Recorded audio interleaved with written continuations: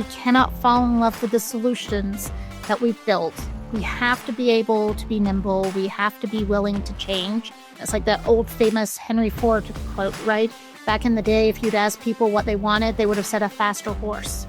You have to listen beyond the as, beyond the problems, and see what other ways that we can think about things.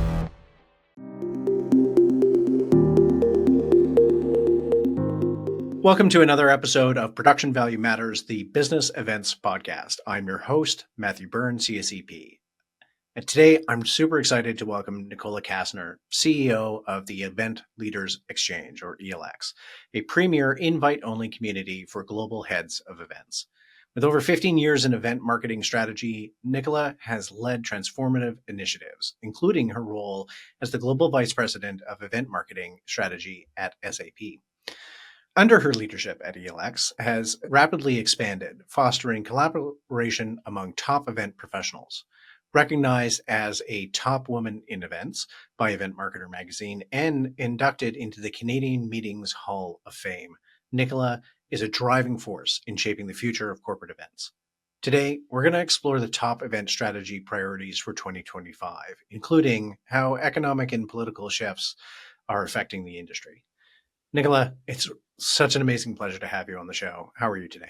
I am wonderful, and thank you for having me, and thank you for being so patient as I've been a bit hard to pin down for this date. So I'm glad we're finally doing it. Yeah, absolutely. I think we initially spoke about you. It was actually at an event, Event Marketers EMS last year that we ran into each other and said, oh my God, we should do a podcast episode. And it took us a year, but it also took a massive financial crisis to bring us back together. So, silver lining is what I'm going to say, that I'm so glad I get a chance to sit and talk with you.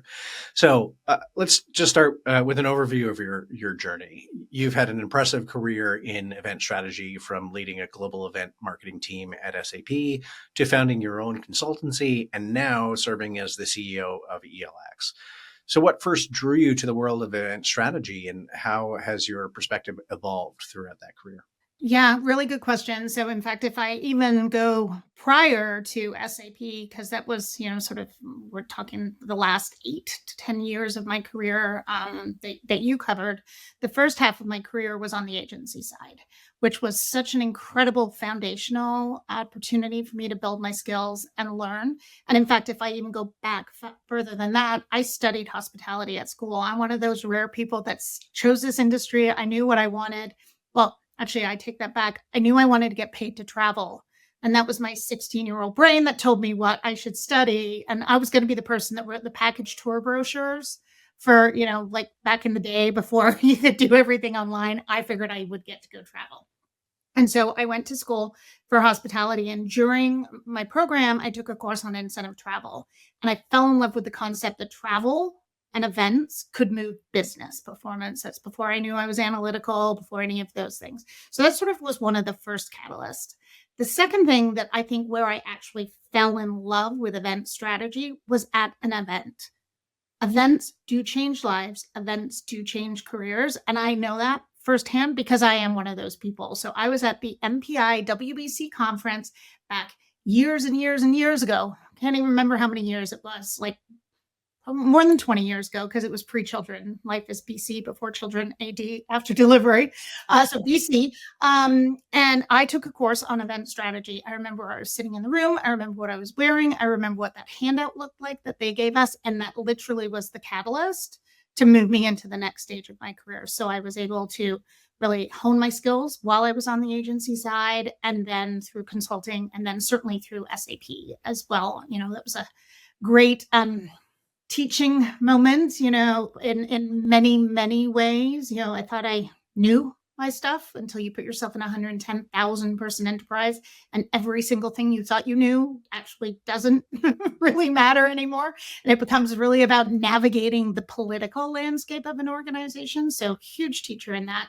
And that's what set me up to be where I am today as CEO of Event Leaders Exchange, because my members are going through exactly the same thing that I went through at SAP.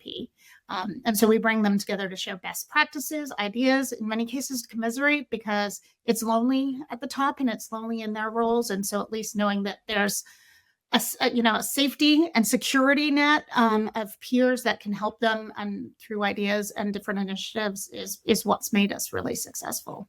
That's amazing. I love that that sentiment of it's lonely at the top, and this might be a good segue into the broader subject that we're going to talk about, of that sort of isolation and loneliness that some people might be feeling with some current challenges ahead. So let's shift our focus into some of those challenges for event professionals and what they're facing today. In your conversations with ELX members and other industry peers, what do you see as the biggest sort of frustration or pain point for event leaders and what they're grappling with today? And why is it different or more complex than in previous years? Yeah, I mean, we've got a few things, right? We're still dealing with the same, doing more with less, both budget, resources, time. That's consistent, and I don't think that's ever going to change. I just that's the reality of the world that we live in events.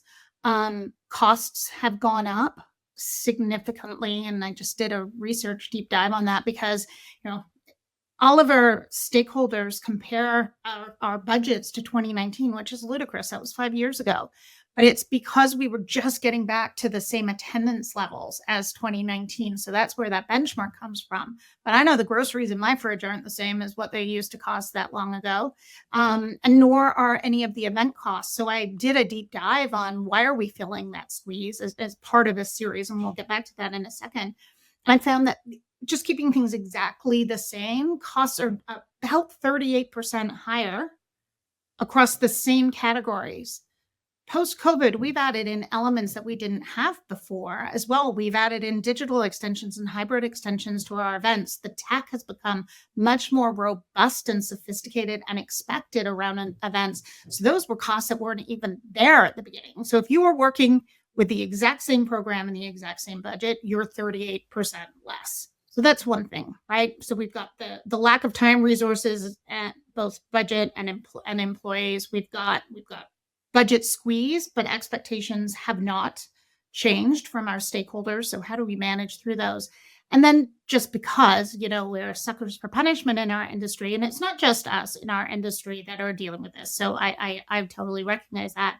We've got the implications of the current administration in the US and what those implications are to attendance at your events, whether it's from international attendees. Both you and I as Canadians, we can talk about our personal perspectives on travel. And so I know and I hear from our leaders in the community that attendance is now suffering again because of international attendees, as well as any public sector employees that would come to their events. And in many cases, certainly in my experience in the tech space, that's a big segment of an audience. So you've got that. You've got tariffs and the constantly moving goalpost on tariffs and the implications on those. And you've got DE&I programming as well and implications to that. And so let's just add some more, layers on top of complexity, but that's what we're dealing with for sure. Yeah, so we're certainly going to get into those specific points, but one that I wanted to sort of go back on was that cost rise, and there was something interesting that you said in the Skift meetings outlook, which I think was 2 weeks ago now, as of our recording date, that 38% over essentially 6 years, and when you divide that over to a 6-year period. The one thing that struck me was that's, I think, about a 5 to 6% inflation rate, which is higher than what we have experienced in the previous 6 years, but is actually lower pace than the general inflation for every consumer good or business good across any industry. So I really wanted to emphasize that point because I thought it was such a wise thing for you to say on that call or on that broadcast was that the idea that we're still looking at 2019 numbers and assuming that there is no effect of inflation when it was a very acute inflation, because I think in 2022 when everything started to get, and I'm going to use big quote fingers here, back to normal, that was an outsized inflation. But that inflation is now averaging out over the 6 years, and it's lower on pace than the general economy. So I feel like that's a good number that we should be emphasizing, isn't it?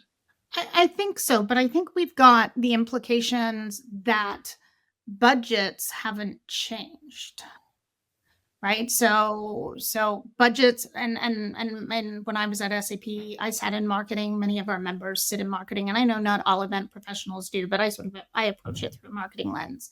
If you look at the percentage of revenue that marketing budgets represent for companies, they have dropped that has dropped significantly year over year over year over year. And I think the numbers I saw is it's at the lowest that it has been for years. I think it was like 5% or something. Don't quote me on that because I can't remember, but super low. Events already comprise a massive part of the budget, right? Within marketing, and some research that I've done is it shows that 12% of the overall budget, not just the programs budget, but we're talking headcount, tech, programs, however a budget is divided, 12%, and that's from multiple analyst studies. I've been able to sort of work it back of the overall budget is at an events. So if overall budgets are shrinking, but event costs are going up, we don't have the opportunity is that the budgets aren't going up the way that we'd want them to reflect the inflation as well. And that becomes part of the challenge that we deal with. Yeah, I mean, I agree. The inflationary pressures on all costs are consistent and or lower in the event spend category. But I think you were absolutely right. Everybody keeps on trying to pull back to a lower level in ratio to the return. And that's still a challenge. And I don't know if there's a fix for that other than, cajoling somebody into spending more money and understanding a little bit more about inflation. But that's we're not financial advisors. But if you're going to ask for more money, you've got to be able to show the return on your investment, right? Just going and asking for more money is definitely not a solution without. Yeah, I think we've determined the theme of our next podcast together. So you've recently spoken about potential policy shifts, particularly under the second Trump administration, and how they could pose serious risks to the meeting and events industry. What concerns are you hearing from your peers, and which of the potential risks feel the most urgent for us to address today? So that's a really good question. So I think what is hitting home for people the hardest is the implications around DE&I programming that hurts from a personal level and it's conversations we have within the community because people, needs of our attendees haven't changed because policies have shifted. Needs of employees haven't changed, right? And so, we were making such great strides as an industry to be inclusive to all and to represent different communities and provide accommodations, whether it's neurodivergent, whatever it might be.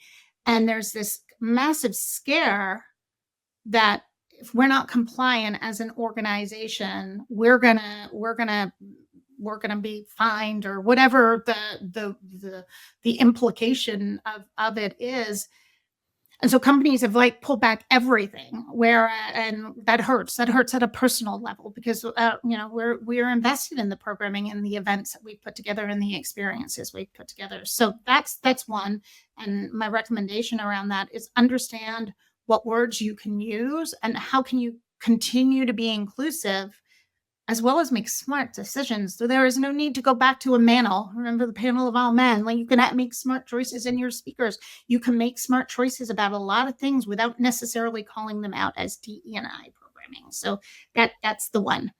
The goalpost that's continually moving and the implications of that are the tariffs, right? And the unknowns about that. And I don't think anybody's got the answer yet because things are changing. They haven't necessarily come into place. But if you think about tariffs across all elements of an event, from swag to technology and AV equipment, there's a full spectrum that's going to be impacted, and we don't know how to impact for those, or what the impact of those are going to be yet, and then therefore how to mitigate risk against that. I think that's the biggest risk we have. Yeah, absolutely. So just to touch on DEI, because I do think this is one of the things that the event industry has sort of taken up in a more meaningful way. You can criticize the business economy as a whole to say that some companies were doing some actual effort to diversify their workforces and have different perspectives. And some of them were doing lip service of, hey, we hired a DEI manager. But certainly in the events industry, I felt like on a personal level that we embraced it. We, as an industry, said, as you said, the mantle. We noticed the mantle and went, oh my God, we've been doing this for so long. We need to change. We need to drive that change. And so now with this external pressure, what is at stake for the industry if DEI programming is deprioritized? And how can event strategists safeguard these values in a shifting climate? And are there any innovative approaches that you've seen to maintaining that DEI focus? I mean, you just sort of said, touched on it. Is it about rebranding and saying, well, we're not doing DEI programming here. We're just not having a bunch of men talk for a minute? I think there are ways to safeguard it. I think we need, as an industry, we should be documenting where we are, so that we don't lose all the momentum that we've made over the last however many years. And so when we can go back to doing the choices that we want, that we remember what those are, because our brains are quite short-sighted, and it's easy to forget. So I think that's one thing. I've heard some really interesting conversation about reframing it as belonging, as opposed to, being. Just using those three letters of Yeah, yeah. DEI. So I think we as event leaders have an opportunity to educate our stakeholders. We can benchmark against what our peers are doing. We can have conversations. We need to understand from our legal teams what are the words that are triggers that we can't use if and this isn't across all events, right? This is really focused at people that have more than 50% of their revenue in federal contracts, which I can't remember what the number is, but it's a big portion of business. And a lot of organizations, certainly Fortune 100s, 500s, have a lot of business with the government. So that's why we're pulling back. And so the pendulum swung. But I think as leaders, we can understand what others are doing, what are the words we can use, be briefed with talk to our legal teams, and then educate our stakeholders, because the needs, like I said, the needs of our employees and our customers haven't changed, and the data is there. DE&I is good for business, so they're not going to forget. Our customers aren't our employees, how organizations reacted. So I think we have an ability to lead our organizations through this, and it starts by benchmarking for sure.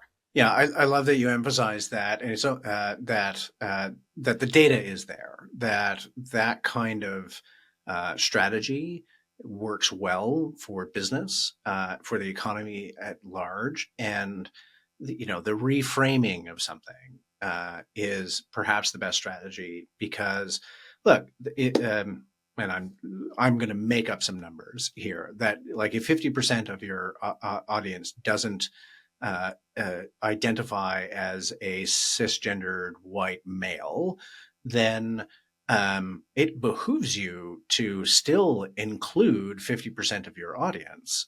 And whether or not you call that DEI or belonging or it's the intent that matters.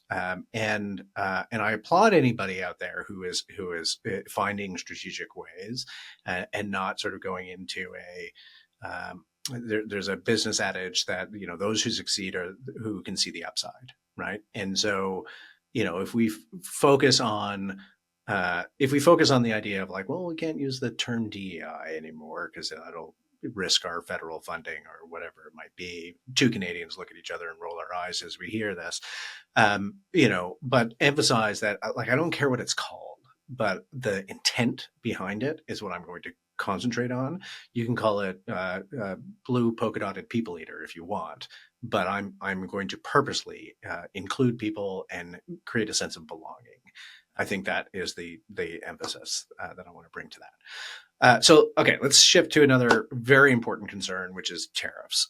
You've highlighted the economic risks of rising tariffs on cross-border goods and services, which could drive up event production costs even more, and particularly to jump on the idea of the moving goalpost and the uncertainty. I'm borrowing a phrase from Scott Galloway here, but we use it quite a lot. It's this toxic uncertainty. And that's certainly something everybody feels. So my question to you is, how can organizations plan for financial resilience in an era of that kind of uncertainty, especially when working with international suppliers, cross-border travel, and international partners? Yeah, it's a really good question, and it's a hard one to answer because I don't know that any of us actually know the answer yet. But I think it's really, I think you need to look at your budget and identify areas that you might be at risk. Certain things that absolutely jump out. Swag. That's your production and AV costs, any trade show builds, those types of things.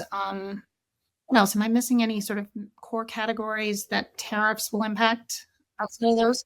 Yeah, I mean, so the first week that the initial tariffs were announced, and this was before, again, two Canadians talking over a screen here, before our prime minister resigned and the leadership race started, and then triggered an election. The initial tariffs and counter tariffs which were announced really affected food. And, it certainly hits us at the grocery stores. But in the context of events and meetings, food cost and food service is such a large portion of spend on any event project. And that was one of the things that was going to see the most immediate. And that was food and beverage, so beverage alcohol, raw food products. Then when they got into the second round of on again, off again, we're not quite sure where these all land, even to this day, and we are recording on April 22nd. There's currently a 90-day pause on some things, but not other things. And so it gets very confusing. But exhibit and trade show build is a perfect example where economically you're going to feel impact, because they are like fabricators they're fabricating. You decide you want to put a booth at an auto show.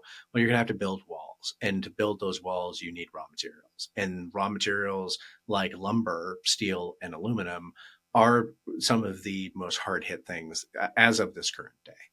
Do you have any examples of any organizations sort of successfully adapting their event strategies to control that cost without compromising quality? I think we're just coming into it, right?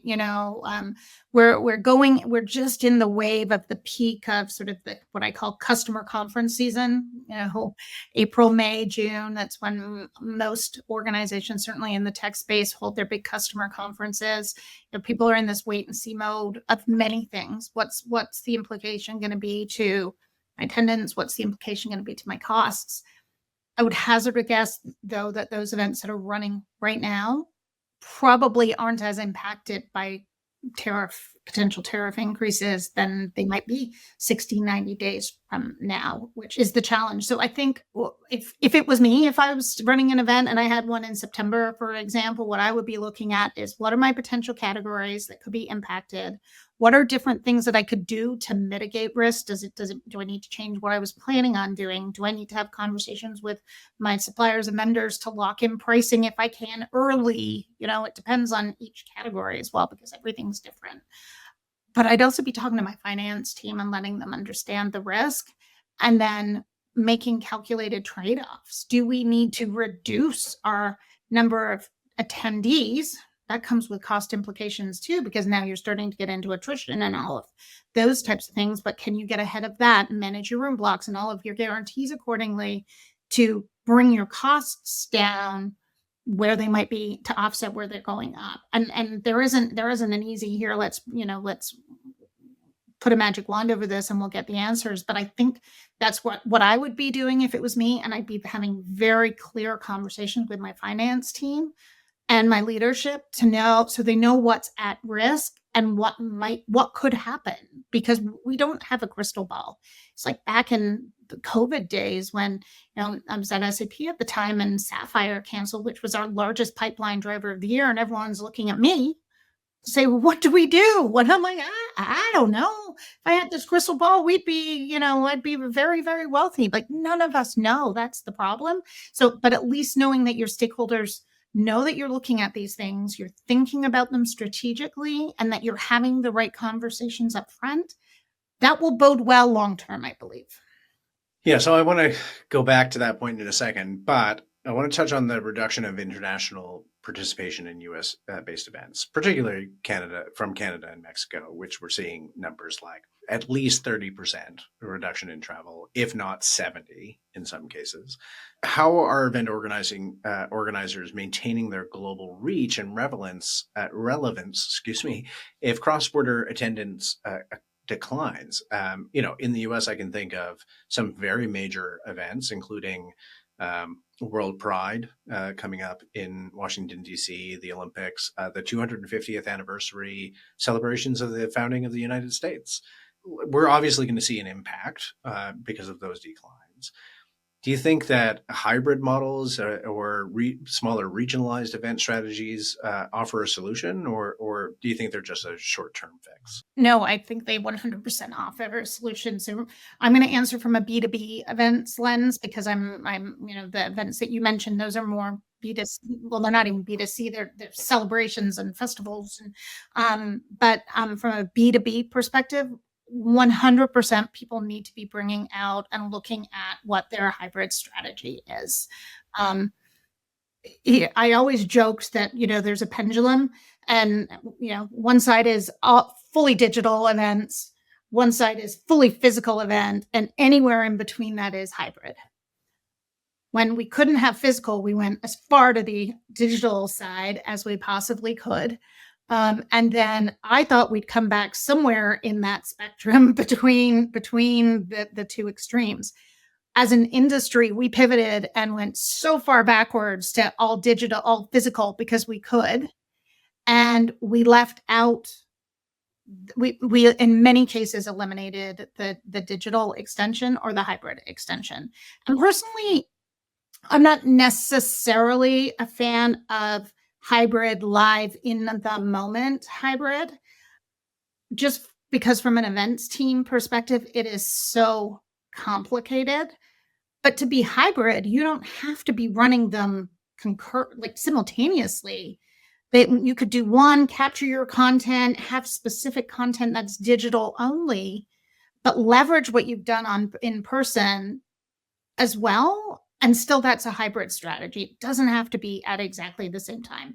And I think that's also part of why that pendulum shifted so far back to the one extreme, was because our teams didn't grow either post-COVID. In fact, in many cases, they shrunk. So now you've got to do two different types of events. And I think we all found the hard way that digital digital events. I don't like the word virtual, so I use digital. Isn't easy either. It's a completely different skill set. So it became a resourcing challenge. But I do think I strongly recommend that people need to be thinking about this, getting ahead of this, looking at who needs to be in the room and who does not. And then how can you make sure that you are creating opportunities for engagement for those that do not necessarily have to be in the room? So if it's your biggest sales driver of the year, for example, you need to have your top accounts in the room. What's your strategy to get them there? And then how are you talking to the rest of your customers that you don't maybe necessarily need in the room because you don't have to sell those widgets? Yeah, absolutely. From experience, we went all digital for a period of time because of the pandemic. And then we expected the same way that we would get back to live, but then, hey, we can have the best of both worlds here. We can reach these hundreds of thousands of potential pipeline buyers or audience, or however you want to call them, with these hybrid solutions. And anecdotally, every time I talked to a client about it, when we went back to live, was, if you talk about that, you're fired. I mean, I emphasize it as a joke a little bit, but they were not interested, right? Because there was such a hunger to go back to in-person experiences. The second thing I'll say about that is I agree with you. Hybrid is not a format. It is a strategy. It is understanding where your audience is, how to get in touch with them, how to leverage content from that live space into a digital platform in a meaningful and purposeful way. And I think that a lot of the market looks at the word hybrid as, oh, I stick a camera at the back of the room and I broadcast it at the same time. And I need to emphasize as a production expert, no, it is not. It is how you film it. It's how you repackage it. It's how you send it out. That can mean a live broadcast from, talking large scale business events, Apple Worldwide Developer Conference. That's a perfect example of a hybrid strategy. They want to present the best content they possibly can, which is why you go to their events right now and there's no Steve Jobs walking in front of an LED screen anymore. It's Tim Cook and his team shooting really rich content, broadcasting it, packaging it, sending it out post-event in a meaningful way. And that's what a hybrid strategy is. Again, hybrid is not a format. I call it the dirty H word because Yeah, it means everything and absolutely. nothing, and everybody. It's so confused. Everyone gets it so confused, and I couldn't agree with you more. I also think part of, to your point about the Apple and the repackaging, that is something that is so critical because our behaviors digitally are different than they are in person. And let's use the example of a department store. When you go to a department store, you browse. You might go to buy a dress and you buy a sofa. I know these things happen. My husband can vouch for it, right? When I go to Amazon to buy my cat food, I am not going to be buying a dress or a sofa. I'm in, I'm out. I know what I want. I'm very task orientated. So this difference between physical and in real life behavior and digital behavior is it's a truth. It's a fundamental truth that I don't think in the events industry we've actually understood and solved for effectively yet. So when you think about a definition of an event is a bundle of activities that you put in a place and time to maximize the time and space that you have, right? It's keynotes, it's breakout content, it's food and beverage events, it's meetings, it's all of those things that you put together to maximize the time that you're together. You don't need to do that when you're in a digital format. So what's the right way to do it? And I'll give just one other example. I remember during COVID, I was watching a digital event replay. So it was of a particular session because I could have spent all day going to digital events every day, multiple times a day. There are hundreds of hours a day, I think is the way to say it, with all these virtual events. And my job was to understand what my competitors were doing. So I needed to pay attention to these things, but I got to the point that I just couldn't stand to go to another one because they were There's all only so many times you can see a talking head on screen. yeah, exactly. Yeah. And most people hadn't reformatted. So anyway, there was this particular event that I wanted to watch the post-event content on, which was around predictions on the future of travel and when travel would come back. And so I went to this session and there were 3 panelists and there were 4 different segments that they were asking. And I had to sit and watch the whole way through, hoping they'd answer my question, right? If they had taken each of those segments and carved it up into a smaller bite-sized piece of content, and I knew what the questions were going to be asked, it would have been so much more effective use of my time and my content. And I would have felt more favorably about this particular organization than being at the point. Like I was like, well, you obviously don't value my time enough to cut up your content. So I think this repurposing, this repackaging, and thinking about digital behaviors is so important.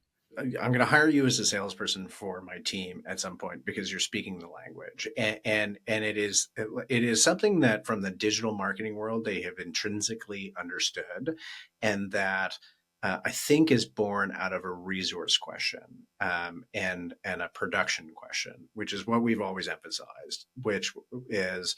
So yes, you need a good camera and you need a good team to be able to capture that content really well. But you also need this strategy because, again, not a format, it is a strategy to be able to say, well, how are we going to break this up? How are we going to turn this into digestible value added moments that your audience can engage. So I can tell And how are we going to reuse it? you 100%. Because Yeah. how many times have you seen content captured for Mhm. capture's sake? And then I know we were guilty at it in my previous life often. Mhm. I would sit in a library and it would never even get used. It's your event is a content machine.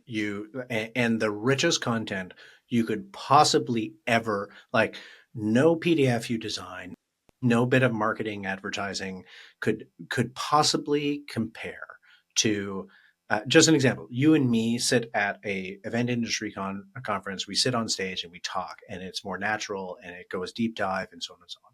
So what typically is the workflow? Oh, great. We cut it top and tail. We added some graphics to the top and the end, and then we shoved it on a website, and maybe we put it behind a barrier of some kind of paywall or registration to do some pretty rudimentary lead capture, all of that. And people think that that's good enough, and good enough never is. Whereas, there's going to be a moment, and for all the listeners out there, you can find this on our YouTube channel or on our social media feeds, that you and I are having an amazing conversation right now. And we are going to break this up into that one time that Nicola said this and Matthew answered this. And it's going to be something really, really relevant. And we're going to push it out individually to our various networks. And that is done on purpose. That's what we try to demonstrate to our clients all the time, is that, yes, you have an amazing talk with your CEO where he goes into the marketing and market position for your company and the vision for the next 10 years. And yes, you can put that all out to your team as a whole recording. You can even put it out to your audience as a whole recording.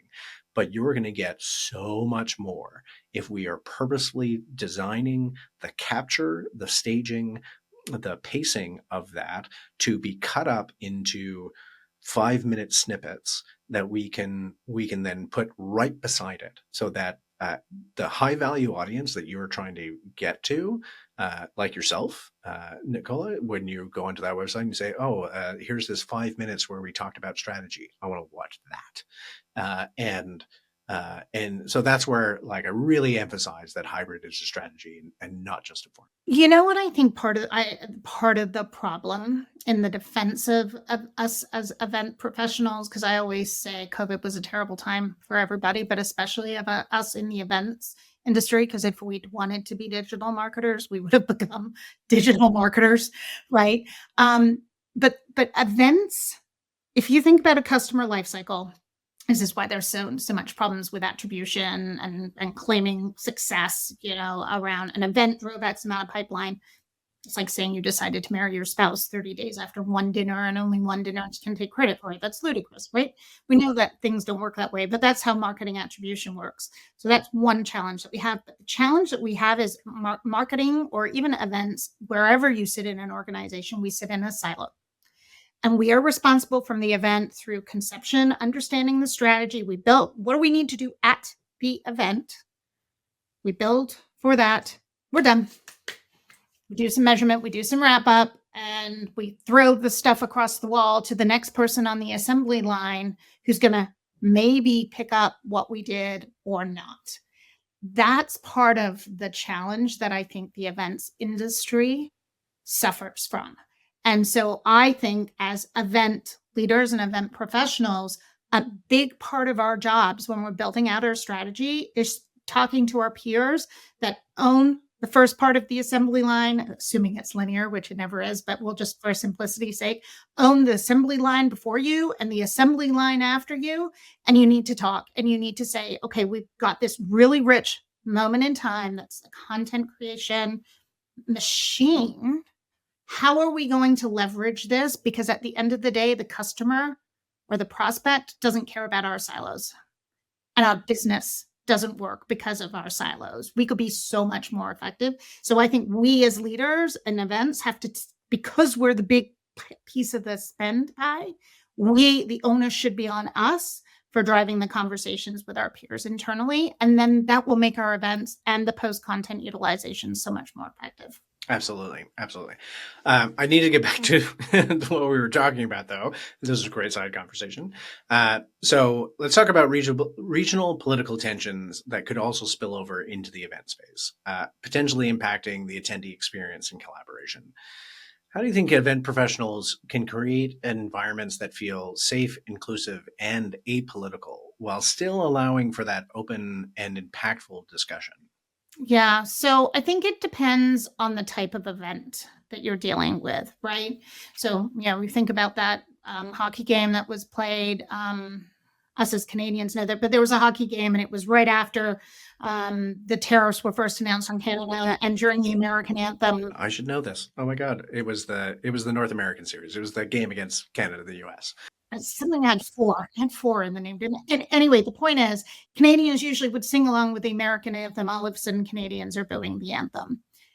Political um, tensions or are there, and they're not going away. And we talk about travel to the US. My career has been built in the US around attending events, running events, whatever it might be. The US is always going to be a business place for me.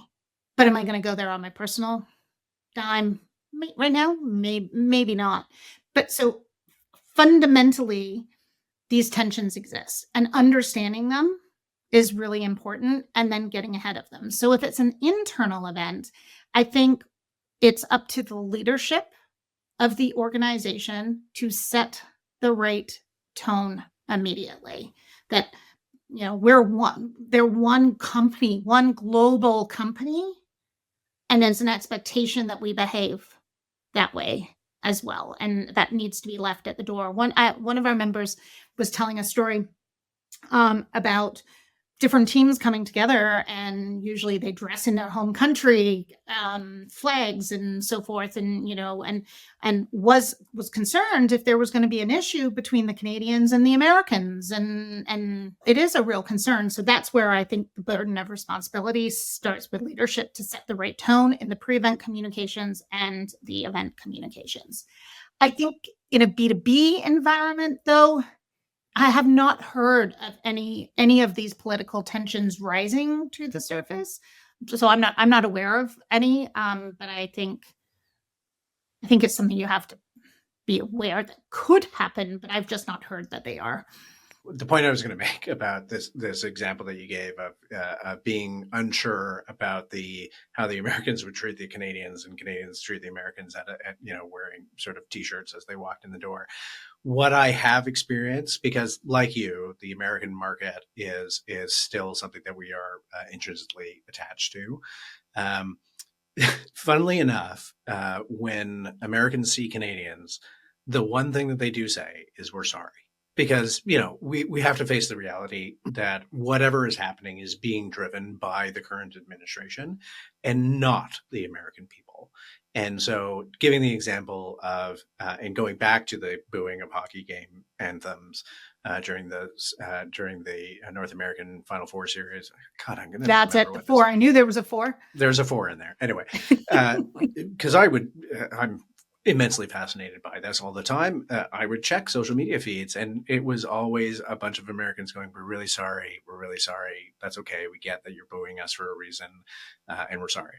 The last time I was just at EMS, and every time I ran into an American colleague, they were like, "Oh, we're really sorry about our attitude right now. It's like we get it. Just move to Canada, bring like $6 million worth of event spend, and we'll sponsor your immigration." So one of the things that started our conversation about this episode was that your initial post and I responded to it, and I said, this feels really familiar, for that sense of uncertainty and strife, if we can put it that way, which is and I was making comparison to the pandemic. Like, we just went through this pandemic where we had this thing that we couldn't control that affected how we do our jobs as event professionals. I can look back to the 2008, 2009 economic downturn and say this feels a little bit familiar. But those were very different circumstances. One caused by something that it was in nobody's control and affected the globe completely. One was certainly tied to some financial decisions. This one is definitely tied to administrative decisions. So, what lessons do you think the event industry can apply today to proactively mitigate some of the risk that's coming up? And how can event strategists build long-term resilience rather than reactive solutions? Yeah, actually your comment, or you reposted my post, and that Hmm. post, for anybody that hasn't read it, was called "I'm concerned." Hmm. It was simple text. I said, "I'm concerned. Why are we not talking about this? Like, Hmm. these are all the implications that I see happening." And you're like, "Can't we just go back to memes and action figures or something?" And I remember it was really funny when you posted that. Yeah, yeah. I said something about dog videos because that's how I like to relax at the end of the day. As I watch like TikToks of like dogs doing cute things, and that sort of turns off my brain. But I wrote it because I was concerned and we weren't talking about it as an industry. And the last thing we want to do is get caught off guard again. Right. And that post got massive traction, like 75,000 views, because obviously it hit a nerve with other people as well. Um, but to your question, if you think about it, we've gone through so many ups and downs, right? So we had the dot-com bubble burst that impacted events quite significantly, and I'm just starting in the 2000s. I mean, who knows? We had SARS, we had 9/11, we had the economic financial crisis that was a challenge for events because of the AIG crisis and the fallout from that. Then we had COVID, and then we've got this, and I'm sure I've missed lots of things in between. But the point I'm making with this is we are so resilient as an industry. And I think we have a lot of positive momentum on our side. I remember during COVID when people said events might never come back. And we had that sort of halo effect for a couple of years where the holdover of the outcomes of events and the momentum held for about a year, and then it stopped, and the power of events became so clear. And that's documented everywhere. You could read that. So we've got this momentum on our side. What we just have to remember as an industry is that we cannot fall in love with the solutions that we've built. We have to be able to be nimble. We have to be willing to change. It's like that old famous Henry Ford quote, right? Back in the day, if you'd asked people what they wanted, they would have said a faster horse. You have to listen beyond the ask, beyond the problems, and see what other ways that we can think about things. That's a huge opportunity for us. Change is always a good opportunity. So, we're resilient as an industry. We drive incredible impact and meaningful outcomes for employees and for businesses across the globe and in so many different areas. So I just think, once again, I actually said I thought COVID was a gift that we didn't know that we needed. I don't know that we capitalized on it necessarily as much because we just went straight back to what we had always done before. Yeah, I love that. I love that perspective of COVID was around long enough to push us past the trailing indicator to then, because I remember those conversations back in, I guess it would have been early 21, where CMOs and CFOs were coming out and going, "Oh, why did we spend all this money on live events? Because we're still, making sales, we're still getting value in here." And then within 6 months, the trailing indicator of the implied value from events dropped off the map, and they went, "Oh, wait, that like all of that used to come from that." So okay, and that certainly drove that resurgence into live events because they were like, well, we used to push that button a lot, and it spat out money, to oversimplify. Now we need to start pushing that button again as soon as we possibly can. Okay, so do you think that there's a role for industry-wide advocacy in ensuring policymakers recognize and support the economic value of live events? And I'll push back to the episode that we had with Wendy from the Live Events Coalition, where, and I researched this number to see if it was true, and it was, that as a $3 trillion a year industry, we are actually bigger than the automotive industry for economic impact. And so, certainly through the ELX, or maybe I have to ask that question: is there an advocacy part of the work that you're doing with ELX? So not at ELX, because we're not an association. We don't have membership dues. We're not part of the association landscape around events. But we do have big voices. And so I personally feel that it's my responsibility to use my voice in any way that I can. Since writing that post, because that was the point of the post, I'm like, why are we not talking about this? Why are we not advocating for this? And I have subsequently found out there is a ton of advocacy work that is going on Capitol Hill and through organizations. So U.S. Travel Association, the Exhibitions and Conferences Alliance, which is, I think I've got that name right. ECA, yeah. I always get it the wrong way for whatever reason. They're doing some phenomenal work on the Hill and bringing organizations in. They had some great activities around meetings, business, and all of those things. So those things are happening, and you can actually sign up for. I listen to their updates on a regular basis, just to understand what's going on. And you can sign up and you can make a difference by adding your voice, joining those advocacy efforts. As Canadians, they don't really necessarily want our voices down there per se, but because we do have big voices and presences in the industry, I feel that our job is to help educate people and make people aware of what's happening, and then help them understand what they can do to help themselves. Absolutely. Look, I still think that I rail sometimes on the relevancy and the chutzpah, if we'll put it that way, of some of the industry associations. But we're starting to see a shift, which I think is refreshing, that they are starting to get it. But certainly the ECA is taking a lead. The LEC, both American organizations. So as Canadians, we can only shout support from the sidelines, or like so many memes, stand in Windsor and look across to Detroit with a flag and say, "You go," Yeah. kind of thing. Actually, look north to Detroit. yes, I do point that out South. to Americans who say it's so cold up here. It's like, you're further north than me.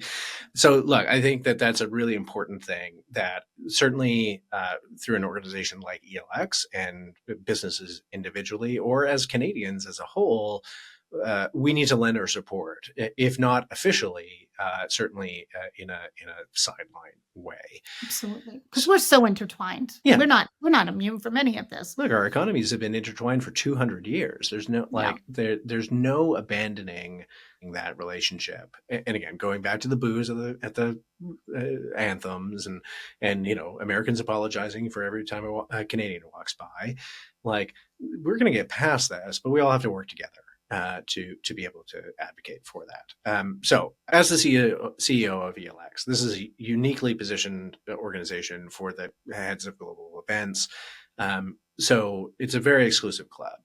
However, understanding that a lot of people listening may not be eligible or of that sort of tier of the industry, how do you think other event professionals can tap into peer communities to strengthen their strategies and preparedness?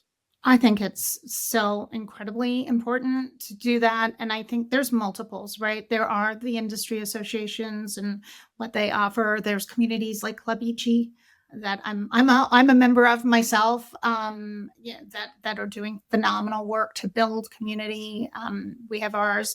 I just think staying current, looking at LinkedIn and reading what's happening and staying informed. And there's some really great voices. Wendy Porter, who you mentioned, amazing voice as well, that are sharing insights. Follow them, follow the USTA, follow EAC, follow these other organizations that are, Skift is doing a phenomenal job as well at keeping us all informed. So just follow them.